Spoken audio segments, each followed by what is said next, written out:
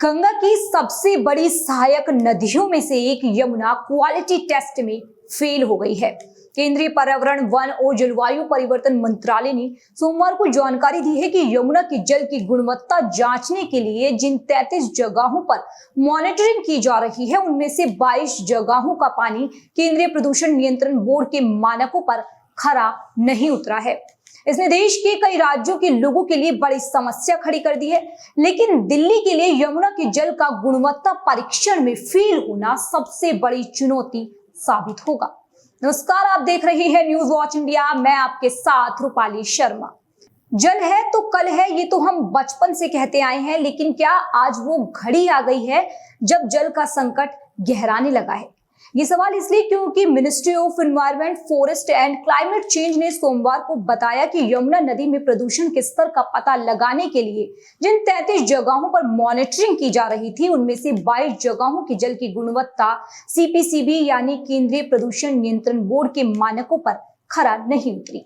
ये बताते हुए मंत्रालय ने संसद की स्थायी समिति के सामने प्रेजेंटेशन में उन जगहों के बारे में भी बताया है जहां यमुना के जल की क्वालिटी सबसे ज्यादा खराब पाई गई है। आपको जान के हैरानी होगी कि दिल्ली की जिन 12 जगहों के पानी के सैंपलों का टेस्ट किया गया था, सभी के सभी क्वालिटी टेस्ट में फेल हो गई हैं।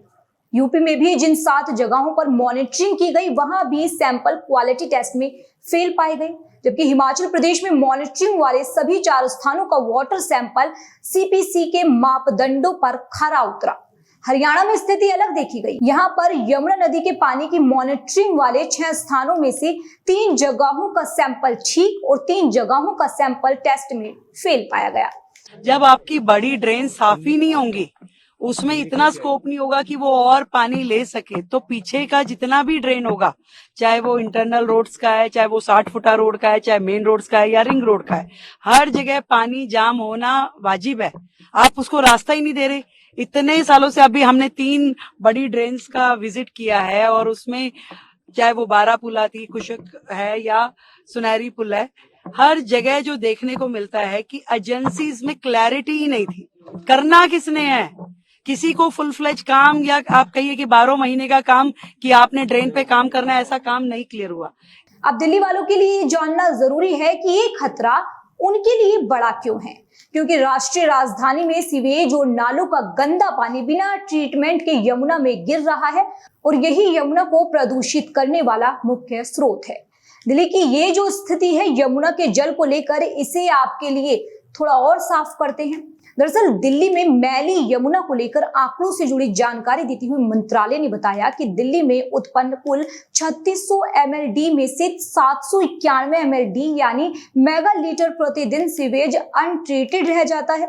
मंत्रालय के अधिकारियों का कहना है कि दिल्ली के 22 नालों में से सिर्फ 9 ही नाले ऐसे हैं जिन्हें टैप किया गया है और 2 नालों का कुछ हिस्सा ही टैप किया गया है, यानी 22 में से सिर्फ 11 नाले ऐसे हैं जिनसे निकलने वाले गंदे पानी को साफ करके यमुना में छोड़ा जाता है और बाकी ऐसे ही अनफिल्टर्ड यमुना में छोड़ दिए जाते हैं।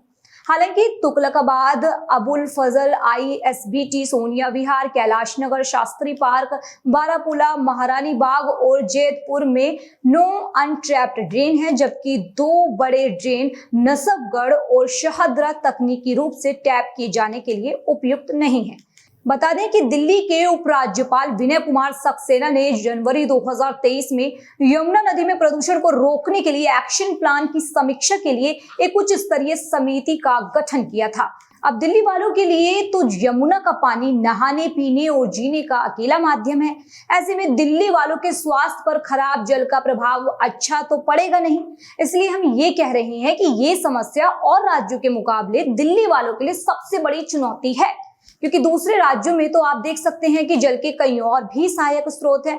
यूपी जहां 7 के 7 सैंपल खराब पाए गए, वहां चंबल, बेतवा, सिंधु, कैन, गोमती, सरयू, हिंडन जैसी कई सहायक नदियां हैं, लेकिन दिल्ली में नहीं। खैर, दिल्ली में सरकार बदल गई है और इस मुद्दे के साथ चुनाव भी जीते हैं कि यमुना को अपने कार्यकाल में साफ करके दिखाएंगे, लेकिन अपनी बात पर पार्टी कितना खरा उतर पाएगी, ये तो आने वाला वक्त बताएगा। फिलहाल खबर में इतना ही। खबर अच्छी लगी हो तो हमें कमेंट सेक्शन में अपनी राय जरूर दें। देश और दुनिया की ऐसी ही बाकी खबरों के लिए देखते रहिए न्यूज वॉच इंडिया। मेरा नाम रूपाली शर्मा है। शुक्रिया।